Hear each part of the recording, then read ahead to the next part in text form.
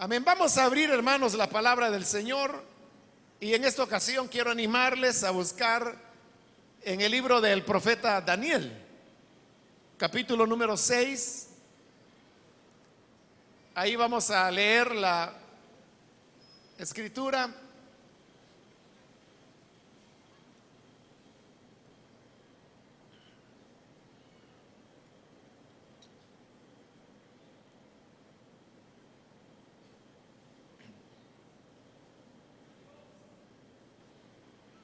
Dice la palabra de Dios en Daniel capítulo número 6, versículo número 4.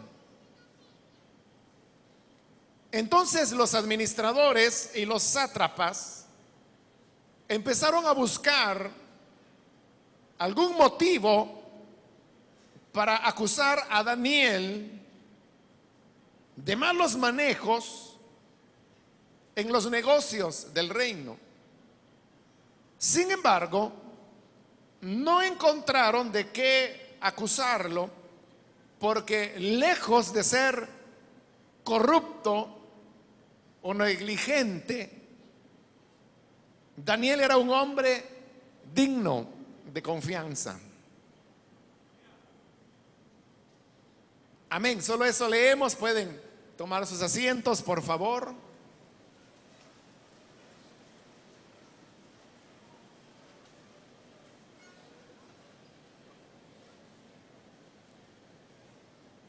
Daniel fue llevado cautivo hacia Babilonia cuando él apenas tenía unos 13 años de edad. Estando en Babilonia, iniciaron un proceso por el cual lo que querían era incorporarlos a la cultura caldea y al mismo tiempo hacer de estos jóvenes consejeros del rey de Babilonia. Desde esa corta edad, Daniel tenía principios muy claros afirmados en su corazón. Él tenía mucho respeto por el Dios de sus padres.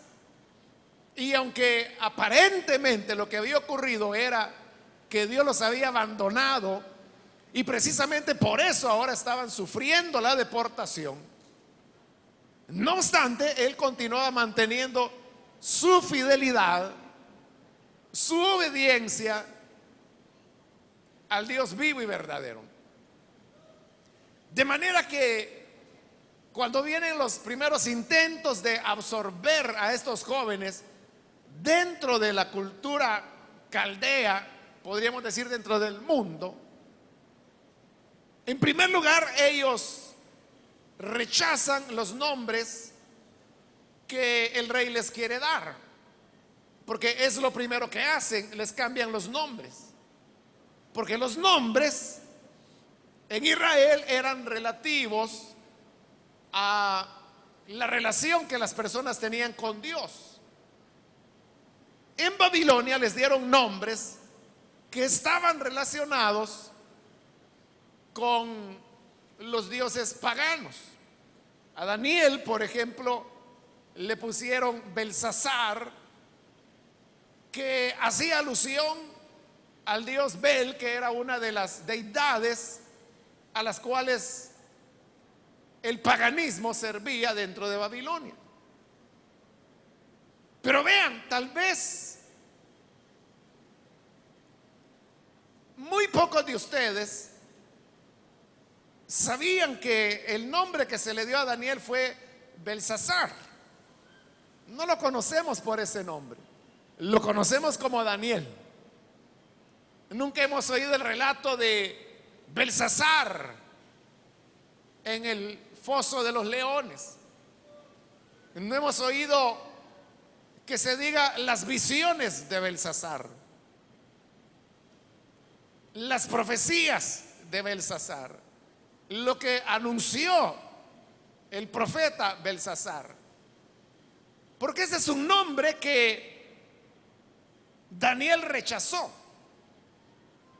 porque al rechazar ese nombre, él estaba rechazando que se le negara su identidad. Y su identidad es que él era Daniel. Y esto lo colocaba a él en una relación con Dios, y él no estaba dispuesto a renunciar a esa relación. De manera que aunque oficialmente su nombre era Belsasar, él continuó utilizando el nombre de Daniel. Pero no solo eso, él también se negó a comer de los manjares que traían de la mesa del rey y a beber del vino que el rey bebía. Y la razón era porque tanto la comida como la bebida dentro del paganismo eran consagrados a los dioses paganos. Es decir, que había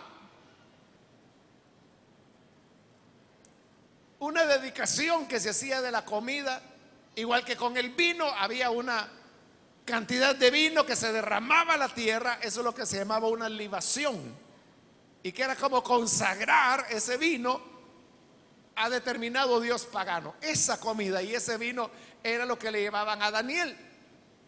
Y Daniel sabía, junto con sus compañeros, que si él comía de esa comida y bebía de ese vino, se iba a contaminar. Y por eso él pidió no contaminarse con la comida de la mesa del rey.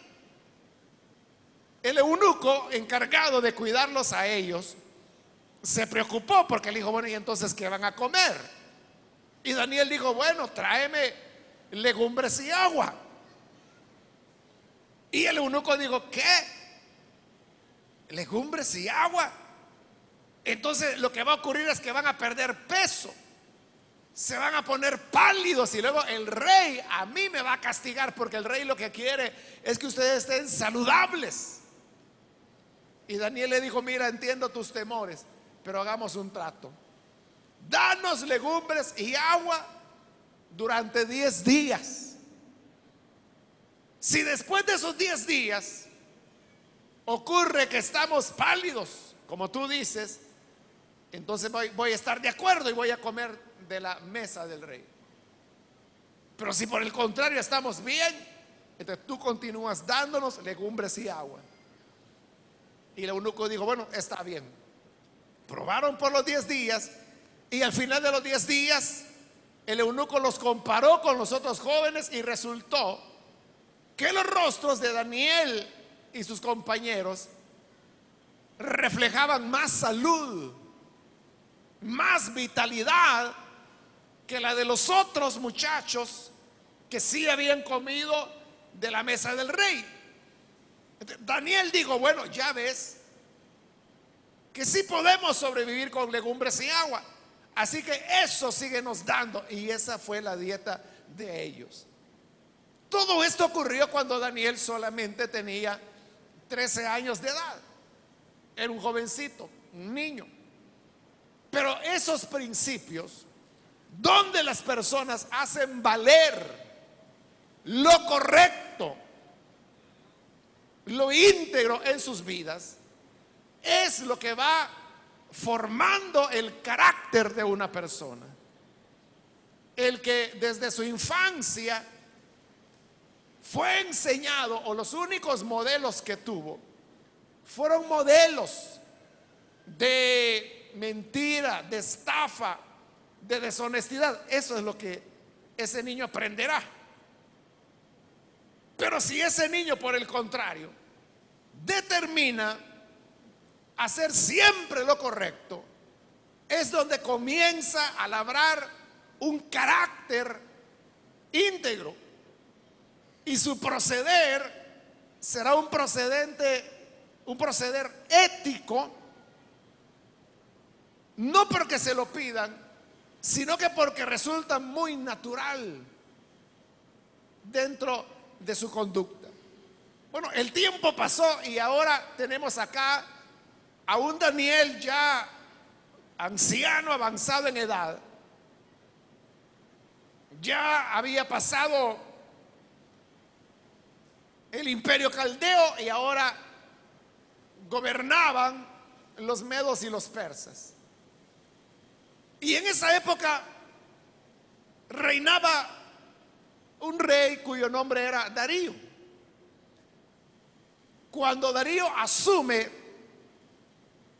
el reinado de ese gran imperio, él comienza a tomar algunas medidas administrativas.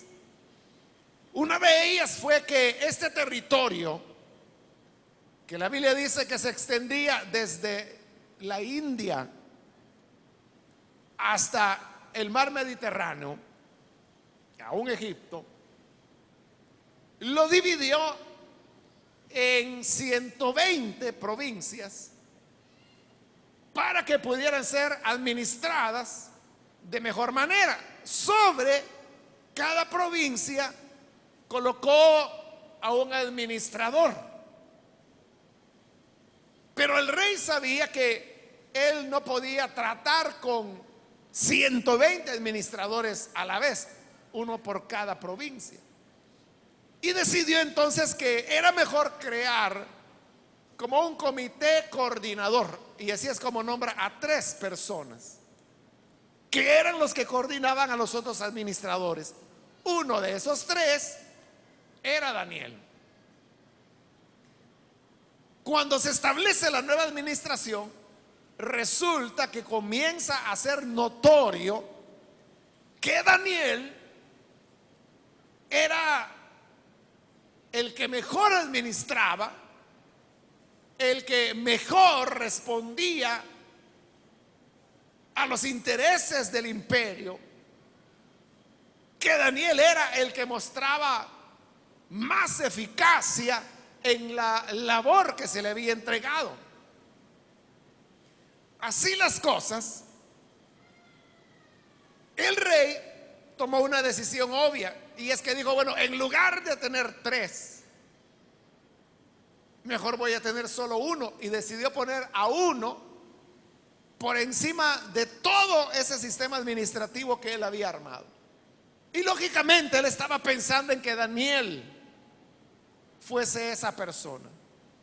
Los otros administradores y sátrapas se enteraron que el plan de el rey era colocar a Daniel como el encargado. Eso provocó celos en ellos y dijeron, no lo podemos permitir. Pero ellos dijeron, el rey tiene mucho aprecio por Daniel, entonces hagamos esto: examinemos la vida de Daniel. ¿Quiénes son sus amistades? ¿Cuál es su rutina de vida? ¿A qué hora se levanta? Preguntémonos cómo él es, si es una buena paga o si es un deudor. Decidieron analizar toda la vida de Daniel para poder tener algo de qué acusarlo y entonces poderle decir al rey, no puedes poner a Daniel porque él falla en esta o tal otra área. Ellos se dedicaron a eso, y hemos leído en el versículo 4 que los administradores y los sátrapas empezaron a buscar algún motivo para acusar a Daniel de malos manejos en los negocios del reino. Pero después de examinarlo todo, dice, no encontraron de qué acusarlo, porque lejos de ser corrupto o negligente, Daniel era un hombre digno de confianza. Examinaron toda la vida de Daniel, lo registraron, y todo lo que él hacía era un buen manejo. Es decir, todo lo que él realizaba lo recomendaba como un hombre digno de confianza. Esta historia, hermanos, me recuerda a uno de los presidentes que tuvo El Salvador hace varias décadas atrás, durante el periodo de la guerra. Como era el periodo de la guerra, entonces lo que se buscaba era desacreditar políticamente al adversario. Y existía una persona que posteriormente escribió un libro de cuál había sido su papel detrás de los gobiernos militares de la época. Y por haber leído ese libro es que sé esto que le voy a contar. Llegó un momento en que le pidieron, porque él era un escritor, escribía los discursos de los presidentes, sabía cómo manejar la opinión pública. Entonces le pidieron que lo que necesitaban era desacreditar al presidente que había en esa época. Entonces él dijo, claro, porque él era eso, un experto en ese tipo de trabajos. Tenía sus equipos. Entonces él dijo, no, no hay problema, lo vamos a examinar. Y mandó a su equipo para que investigaran a ese presidente que estaba en funciones en ese momento. Y comenzaron a averiguar si él tenía deudas pendientes con el sistema bancario, si tenía deudas con la justicia, si él tenía alguna amante, cómo era la relación con sus hijos. Bueno, y fueron avanzando en revisar la vida de este presidente para ver qué le sacaban a luz, para ver cómo lo desacreditaban.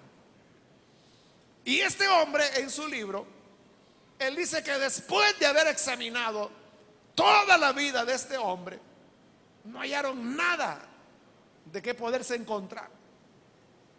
Al contrario, en sus investigaciones se dieron cuenta que él no tenía ningún amante, que él había sido fiel dentro de su matrimonio toda la vida, que él había tenido y tenía una relación cordial con sus hijos, es decir, era un hombre de hogar y de familia, íntegro, no debía nada, no tenía problemas con la ley.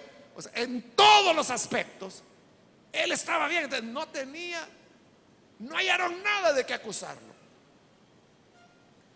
Entonces cuando él vuelve y le dice, oigan, ya lo investigamos y él realmente es un hombre honorable, no hay manera de acusarlo de nada. Entonces le dijeron, bueno, entonces si no hay nada, inventa tú. Y él tuvo que comenzar a inventar falsedades. El problema con la falsedad es que como no tiene ninguna base, es algo que no dura mucho tiempo. Ahí termino con eso, que es real, eso ocurrió acá en nuestro país. Algo parecido fue lo que ocurrió con Daniel. Buscaban la manera de desacreditarlo y al contrario lo que hallaron era que era un hombre digno de confianza. Es decir, al examinar todos los aspectos de su vida, todo estaba correcto, todo estaba manejado éticamente, con integridad. Ahora, ¿qué tal si un día pudiesen hacer ese tipo de examen de tu vida y comenzaran a examinar tu conducta en la calle, la conducta en el hogar, la conducta con los amigos, lo que escribes en correos electrónicos, mensajes de texto, qué es lo que lees, qué es lo que escuchas, qué es lo que ves? Si se examinara toda tu vida, ¿qué encontrarían? Encontrarían a una muchacha honesta, de rectitud, de valor, que puede con la frente muy en alto ver a los ojos a cualquiera. O encontrarían a un muchacho íntegro que también digan, después de examinar toda la vida y de interceptarles todas las llamadas, todos los mensajes de texto, hemos encontrado que este verdaderamente está en lo que está. ¿Ese sería el resultado? ¿O cuál sería el resultado si examinaran de esa manera tu vida? Estos administradores y sátrapas no pudieron hallar nada negativo en Daniel. Entonces ellos dijeron, bueno, solo vamos a poder encontrar algo malo en Daniel si esto va en contra de la ley de su Dios. Hagamos algo que choque con la ley del Dios de Daniel, y ahí sí, Daniel va a desobedecer a esa orden del rey. Y es lo que hicieron, fueron ante el rey y le dijeron: rey, hemos pensado que para consolidar tu poder delante de las personas, hagas un decreto que por 30 días nadie vaya a orar a ningún otro Dios, sino solamente a ti. Y al rey le agradó y dijo: qué buenos consejeros los que tengo, por algo los puse como administradores. Dio el decreto, pero ellos lo hicieron porque sabían que Daniel tenía el hábito de orar 3 veces al día, y sabían que Daniel no se iba a detener por ese decreto del rey y que lo iba a desobedecer, y al desobedecerlo ellos ya tendrían una razón para acusarlo. Tuvieron que recurrir a ese tipo de trampa para hacer caer a aquel que de otra manera no se le iba a hallar nada en su vida. Nuestro ideal debe ser que también llevemos una vida de integridad. Es la única vida que vale la pena ser vivida. ¿Qué aspectos son aquellos en los cuales debemos nosotros mostrar integridad? En primer lugar, lo que vemos en Daniel es que él era un hombre leal, porque él servía fielmente a los reyes, y fueron a varios reyes a los cuales él sirvió. Pero todos estos reyes eran los que habían invadido su tierra, destruido su ciudad, destruido su templo, y los habían llevado cautivos a ellos, y ellos eran prisioneros. Cualquiera hubiera dicho: yo jamás voy a hacer nada, no voy a contribuir ni en lo mínimo para que estos reyes que nos destruyeron tengan éxito. Nunca fue ese el pensamiento de Daniel, porque Dios también lo había dicho a través del profeta Jeremías: procuren la paz de la ciudad a la cual los hice transportar, porque en la paz de esa ciudad ustedes tendrán paz. Daniel dijo: a Jerusalén no vamos a volver, nuestra ciudad hoy es Babilonia, entonces tengo que procurar lo mejor para Babilonia. Y fue leal a esos reyes, aunque esos reyes no habían hecho ni por él, ni por su pueblo, ni por su nación, ni por el templo de su Dios nada que justificara ese servicio leal. La lealtad es un aspecto fundamental de la integridad. Uno tiene que ser leal a las personas. ¿A cuáles personas? Leal a todas las personas con las cuales nos relacionamos. Tú te relacionas con una familia, tú debes ser leal a tu familia. Tú tienes amistades, debes ser leal en esa amistad. Lealtad en el servicio, lealtad en la educación. Ser íntegro significa que cuando llegan las pruebas o exámenes, como le llamamos, en el instituto, la escuela, el colegio, la universidad, donde sea que vayas,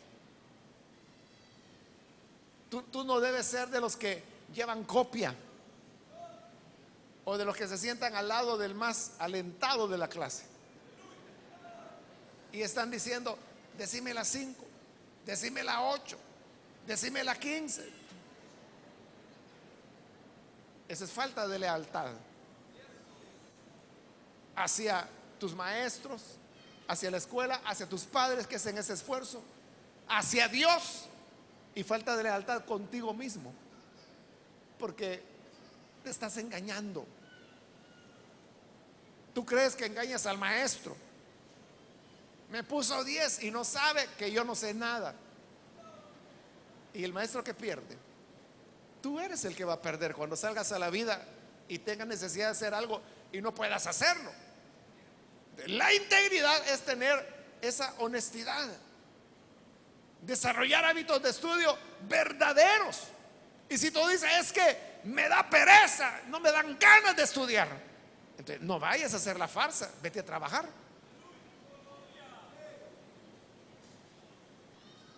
El trabajo no denigra a nadie, el trabajo honra a las personas. El tema es la honestidad. Pero hay otro elemento en el cual también podemos medir y desarrollar integridad, y esto tiene que ver con el manejo del dinero. Esto es lo que a más seres humanos hace tropezar. Quizá el dinero es la situación frente a la cual se manifestará el carácter auténtico de cada persona.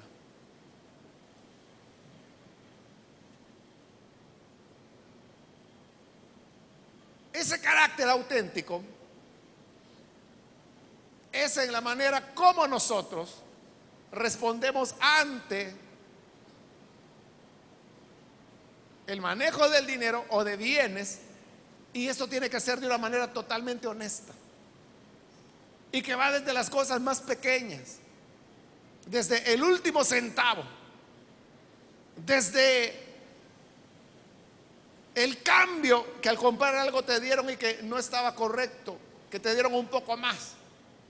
Honesto es el que va y lo devuelve. Eso es tener un carácter de integridad, porque esa es la clase de personas que hacen falta hoy en día. Porque tú te quejas y dices, hoy todos son ladrones, hoy todos los que andan es aprovechando. Mira, no dejes la Biblia ahí descuidada, porque te la van a robar. Si aquí viene de todo, ladrones. Y tú quizás eres igual,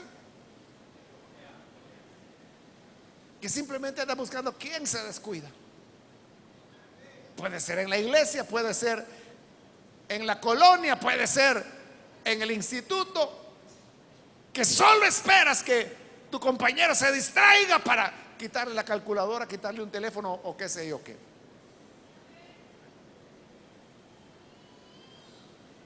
Te quejas de lo mismo que tú haces.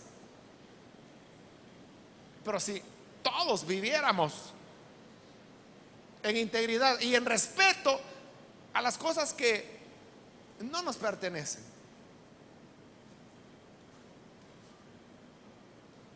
vamos a tener una manera diferente de ver las cosas.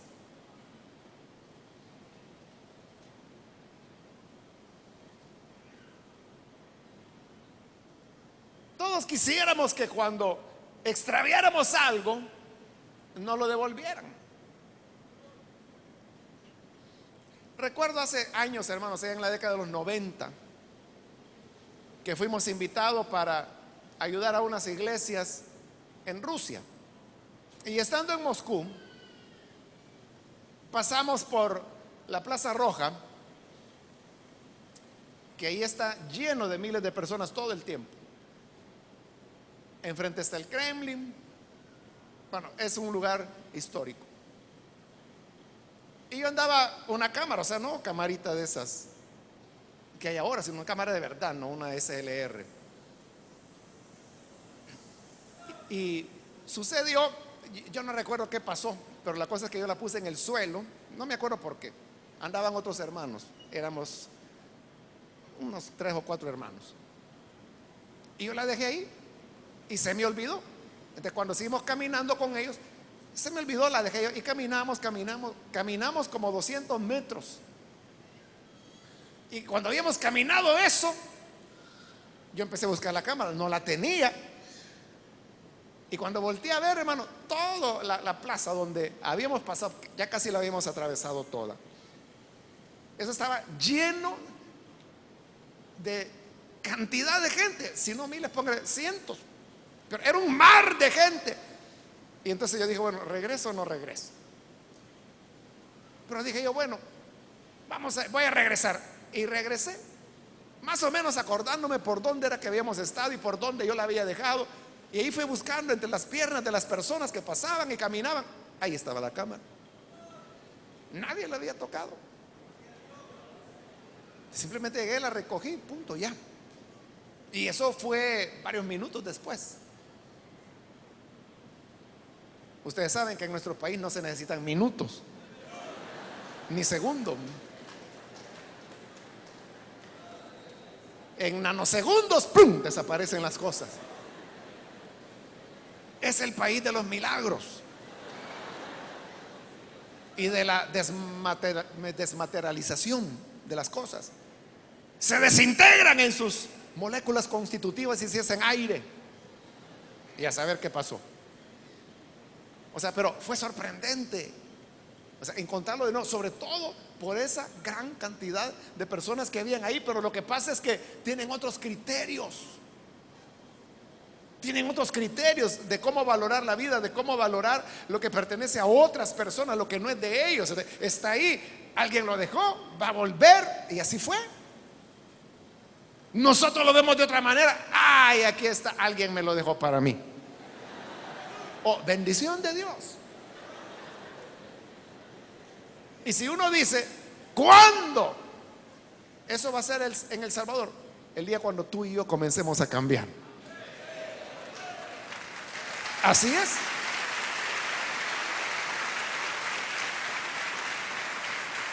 El día cuando nos convirtamos en hombres dignos de confianza. Por eso digo, el dinero es un elemento que pone a prueba el carácter de las personas. Si tú quieres saber el verdadero carácter de una persona, dile un día, mira, llévame estos $20 a la fulana o al mengano. Si los $20 llegan completos, esa es una persona de carácter. Pero a veces no llegan. O si llegan son 15 o 10 o 5. O lo que llega es una historia. Fíjese que me dieron $20 para usted, pero me asaltaron en el camino. Llegó la historia nada más. Pero Daniel era la clase de hombre que cuando lo examinaron y lo examinaron más que la Corte de Cuentas, se dan cuenta que no había manera de acusar a Daniel de malos manejos ni de corrupción. Todo lo había hecho íntegramente. Entonces, la ética cristiana nos enseña que nosotros debemos ser íntegros en el manejo del dinero, en el manejo de lo que es valioso.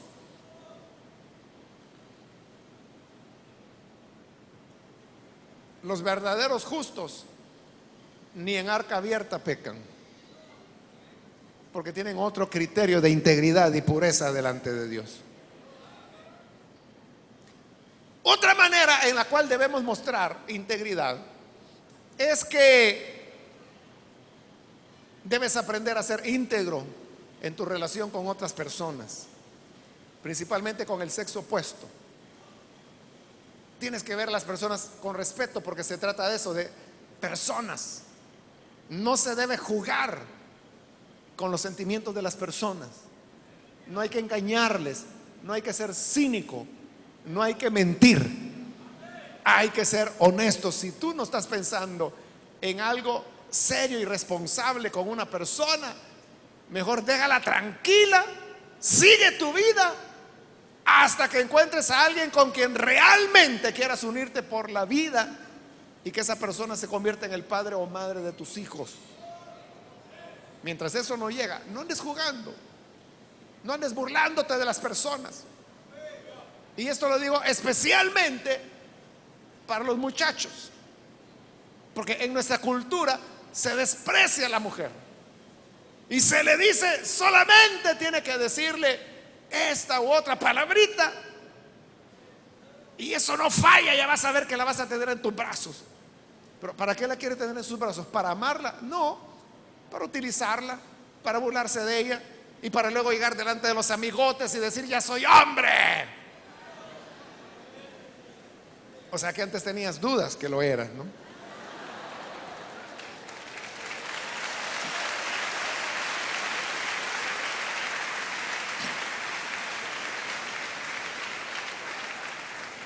Has tenido que demostrarle a tus compañeros y a ti mismo que eres hombre para disolver tus dudas.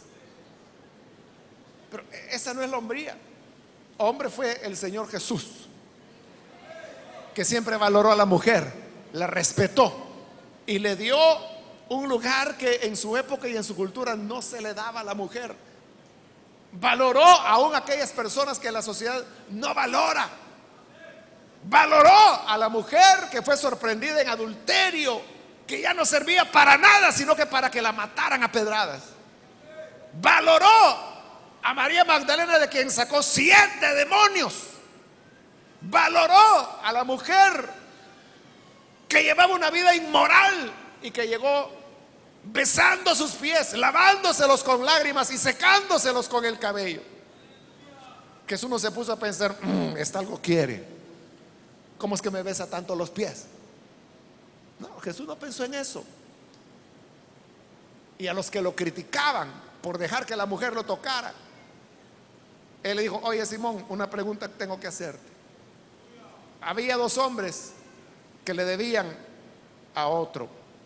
Uno le debía 10 y el otro le debía 100,000. Y aquel hombre perdonó a los 2. ¿Quién de los 2 tendrá más gratitud? Digo, el que debía 100,000 porque se le perdonó más. Correcto, le dijo, has juzgado bien. ¿Ves a esta mujer? Desde que entré ha estado aquí llorando. Vine a tu casa, tú no me diste beso, no me diste aceite para ungir mi cabeza, no me recibiste. Pero esta mujer no ha parado de besarme los pies, de ungirlo con sus lágrimas, de secarlo con su cabello. Por lo tanto te digo que sus muchos pecados le son perdonados porque amó más.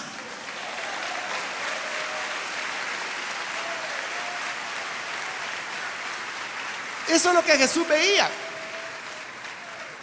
Él no estaba viendo que querrá esta mujer conmigo. La respetó, la valoró y la defendió delante de los que la veían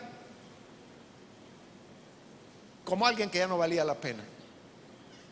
Esa es la verdadera integridad. Esa es la verdadera hombría. Es que para tener relaciones no se necesita ser hombre. Los caballos tienen relaciones, los perros.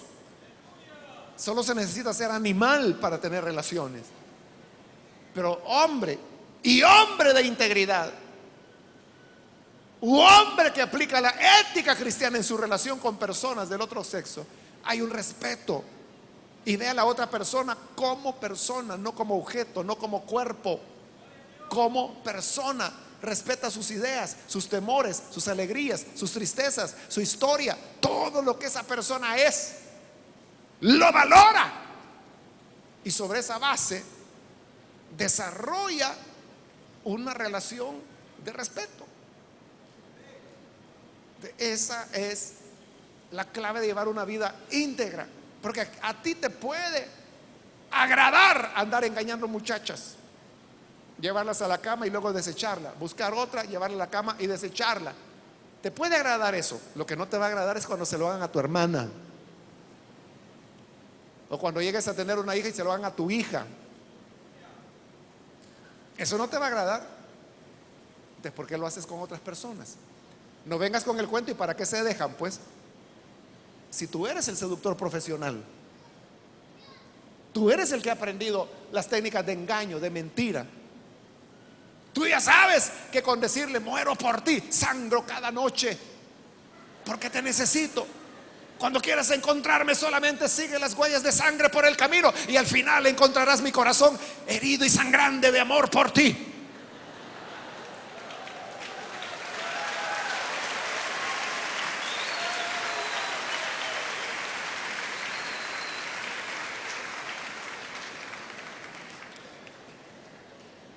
No es que yo sea tan bueno para enamorar.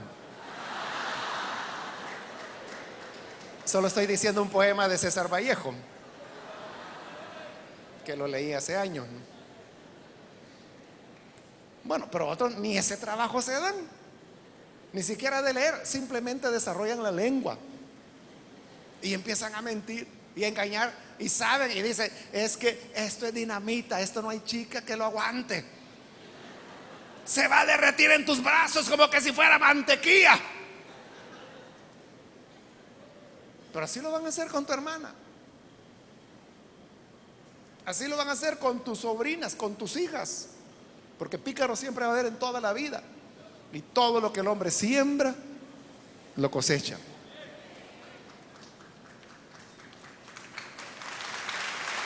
Recuerden la regla de oro.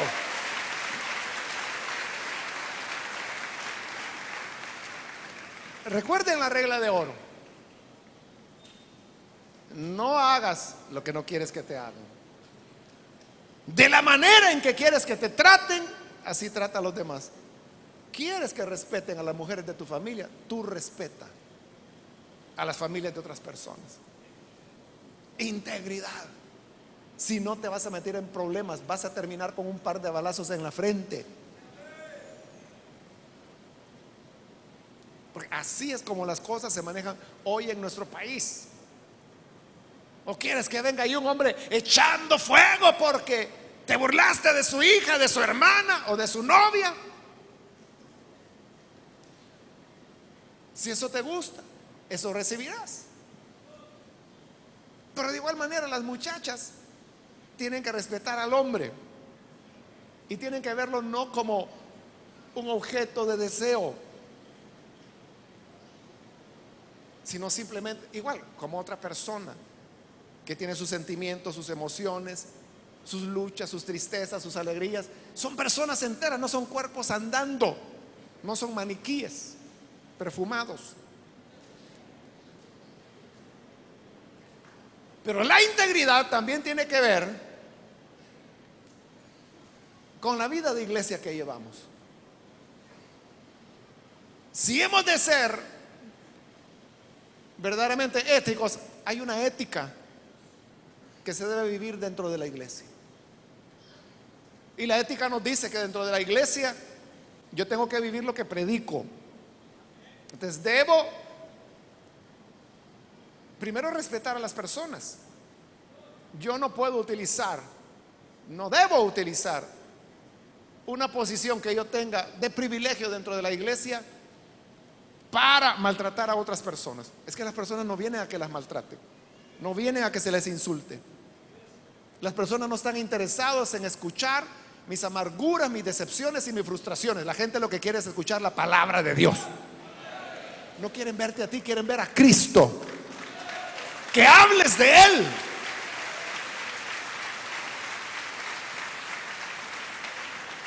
Por eso el Señor Jesús dijo: ay de aquel que hace tropezar a uno de estos pequeños que cree en mí.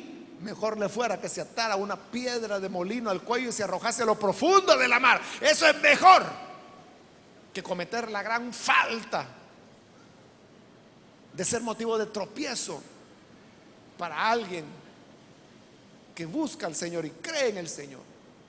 Por eso nuestro actuar dentro de la iglesia debe ser ético, como dice la Escritura: cada quien considerando a su prójimo como superior a sí mismo, relacionándonos con respeto, con consideración, con amor, sobrellevando las cargas los unos de los otros, orando los unos por los otros, perdonándonos los unos a los otros. Y lo que hacemos dentro de la iglesia debemos hacerlo con ética. Si vas a tener un privilegio, tenlo, pero ganándotelo legítimamente, no manipulando cosas, no manipulando opiniones, sino que por tus méritos, por tu vida espiritual. No le hagas zancadilla a otra persona por quedarte tú en su posición de privilegio. Y llegará un día cuando todos hemos de comparecer ante el tribunal de Cristo.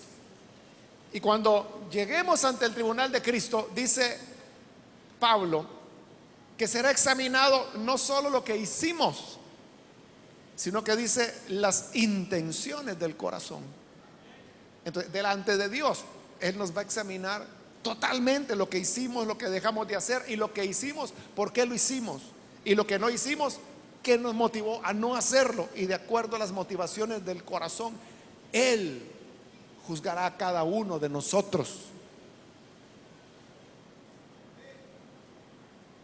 para que en ese día podamos salir bien y podamos ser como Daniel, que le escudriñaron toda la vida y se le escudriñaron con mala intención, y al final dijeron: no hallamos malos manejos en Daniel, no hallamos corrupción, lo que hallamos es que es un hombre digno de confianza.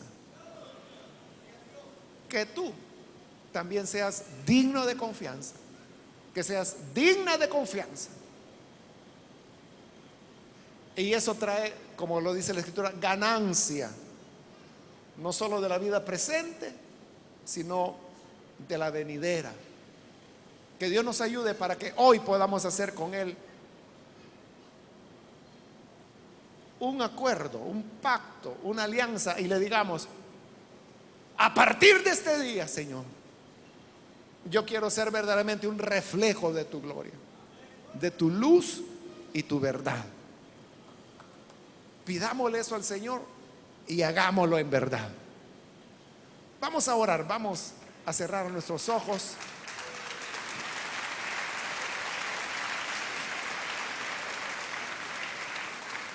Y vamos a inclinar nuestro rostro, teniendo así nuestros ojos cerrados. Yo quiero ahora hacer una invitación. Si hay con nosotros alguna persona, algún muchacho o muchacha que ha escuchado esta enseñanza y te has venido a dar cuenta que realmente lo que vale la pena en la vida es llevar una vida de integridad, de honestidad, entonces yo quiero invitarte para que tú puedas venir y creer en Jesús como tu Señor. Alguna persona que hoy necesita venir para creer en Jesús, en el lugar donde te encuentras, puedes ponerte en pie para que oremos por ti. Recuerda que todo lo que sembramos lo cosechamos, y todo lo que hacemos vendrá de regreso. El verdadero amor sabe esperar. El que verdaderamente ama respeta a la persona amada. ¿Quieres cambiar la dirección de tu vida?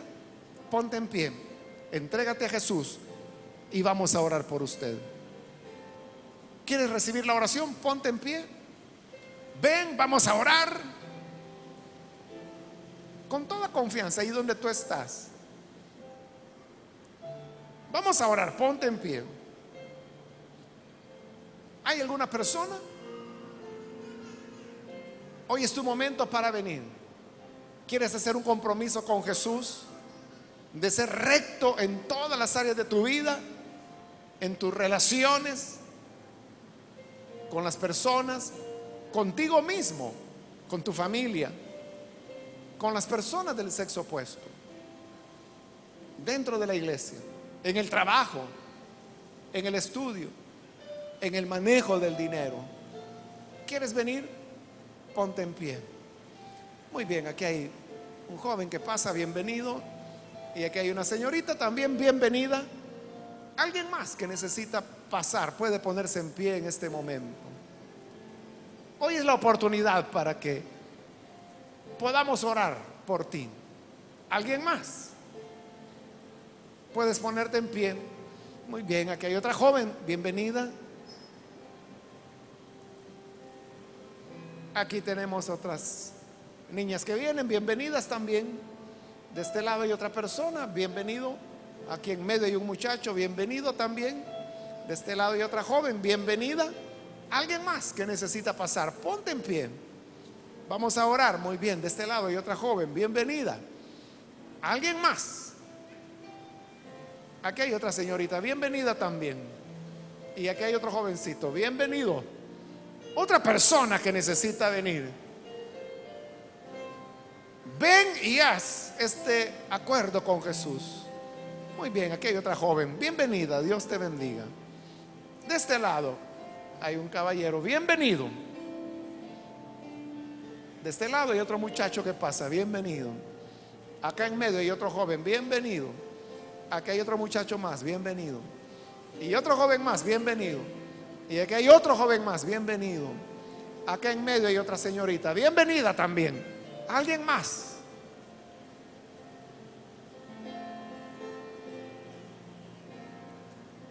Iniciemos una nueva cultura. Iniciemos un nuevo orden de cosas. Seamos quienes cambiamos y hacemos historia. Muy bien, aquí hay un niño, bienvenido. ¿Alguien más que necesita pasar? Puedes ponerte en pie, ven, vamos a orar. Te animo a que pases. Hoy es el momento para hacerlo. Nunca te arrepentirás de hacer este compromiso con Jesús, pero siempre lamentarás no haber hecho lo correcto. Muy bien, aquí hay otro joven, bienvenido. Acá hay otro niño, bienvenido. Acá hay otro muchacho, bienvenido también. De este lado hay otro joven que pasa, bienvenido también. ¿Alguien más? Ven, ponte en pie. Muy bien, aquí hay otro joven, bienvenido, Dios te bendiga. Otra persona que necesita venir. Bien, aquí hay otro muchacho, bienvenido también. De este lado hay un niño más que pasa, bienvenido también. ¿Alguien más? Te animo para que puedas pasar. Muy bien, aquí hay otro joven, bienvenido. Y aquí hay otro más, bienvenido también. Dios les bendiga. Acá en medio hay otra persona que pasa, bienvenido. ¿Alguien más que necesita pasar? Ven, vamos a orar. Quiero ganar tiempo e invitar si hay muchachos o muchachas que se alejaron del Señor. Anduviste con Él un tiempo, pero ahora te has alejado. ¿Quieres reconciliarte? Ponte en pie y pasa también. Los muchachos que necesitan ponerse a cuentas con Dios y decirle, hice mal, pero quiero corregir esto. Muy bien, ahí atrás en medio hay alguien más, bienvenido. Otra persona que necesita reconciliarse. Muy bien, aquí hay otro muchacho, bienvenido, Dios te bendiga. ¿Quieres venir a reconciliarte tú también? Ponte en pie, acércate, queremos orar por ti. Muy bien, aquí hay una joven, bienvenida. Aquí hay otro jovencito que pasa, bienvenido. ¿Alguien más? Ponte en pie, acércate, vamos. Muy bien, aquí hay una niña, bienvenida también. ¿Alguien más? Vengan y estemos a cuentas, dice el Señor. Podrías haber fallado, podrías haber cometido muchos errores que ahora lamentas, pero hay perdón en la sangre del Hijo de Dios. Ven a reconciliarte. Bien, aquí hay otra joven, bienvenida. ¿Alguien más? Puedes ponerte en pie, vamos a orar. Muy bien, aquí hay otra persona que viene, bienvenida. De este lado hay una niña también, bienvenida. Acá hay otra joven más, bienvenida. De este lado hay otra muchacha más que viene, bienvenida también. ¿Alguien más? Muy bien, aquí hay otro joven, bienvenido también. De este lado hay otra jovencita, bienvenida. Voy a finalizar ya, hago la última invitación. Si hay alguien más que es primera vez que necesita creer en Jesús o reconciliarse, ponte en pie. Esta fue ya la última invitación y voy a orar ya. Pero está abierta esta última invitación. Ponte en pie y ven, pues vamos a orar en este momento. Para tú que nos ves por televisión, también te invito para que juntamente con estas personas, recibas a Jesús y hagas con Él un pacto de ser fiel, leal e íntegro. Oremos. Padre, gracias te damos por cada joven, cada señorita, cada muchacho que está aquí al frente y que ha venido, Señor, reconociendo su necesidad espiritual. Lo mismo te pedimos por quienes ven por televisión o escuchan por la radio. Te rogamos, Padre, que puedas perdonarles, cambiarles, transformarles, hacer de ellos muchachos nuevos, señoritas transformadas, para que puedan vivir en rectitud, en honestidad delante de ti. Te ruego, Padre, que transforme sus vidas, que les des un corazón nuevo para temerte y amarte. Y ahora, Padre, todos los que estamos acá queremos hacer contigo un pacto, un compromiso de fidelidad. Queremos ser íntegros en todos los aspectos de nuestra vida. Que cuando nuestra vida sea examinada, que cuando escudriñen nuestra vida moral, el manejo que hacemos del dinero, nuestras relaciones con otras personas, que podamos ser hallados dignos de confianza, aprobados por ti. Gracias te damos, y con tu gracia, con la fuerza de tu Espíritu Santo, ayúdanos a vivir cada día de nuestra vida en completa consagración. Por Jesús nuestro Señor lo pedimos. Amén.